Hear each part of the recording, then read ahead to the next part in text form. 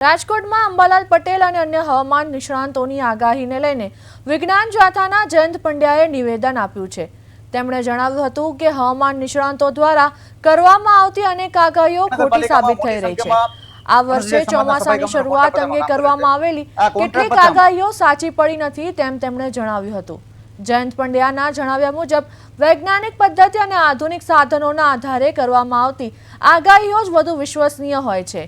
તેમણે અંબાલાલ પટેલની અનેક આગાહીઓ અગાઉ પણ ખોટી સાબિત થઈ હોવાનું જણાવ્યું હતું। સાથે જ હવામાન નિષ્ણાંતોને અંબાલાલ પટેલને આગાહી આપવાનું બંધ કરી દેવું જોઈએ તેવી પણ ટિપ્પણી કરી હતી। તેમના આ નિવેદનને લઈને ચર્ચાઓએ જોર પકડ્યું છે।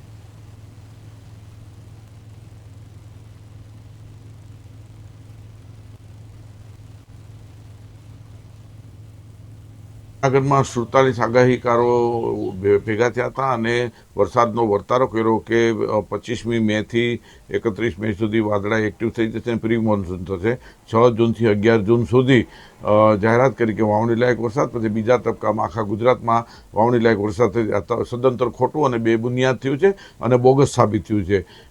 આ વર્તારા કરનારા પાસે કોઈ વિજ્ઞાનના કસોટી થઈ શકે, પૃથ્થકરણ થઈ શકે તેવા સાધનો નથી કે ઉપકરણો પણ નથી, એટલે વારંવાર ખોટા પડે છે। છેલ્લા 25 વર્ષથી ખોટા પડે છે, એક પણ સાચું પડતું નથી।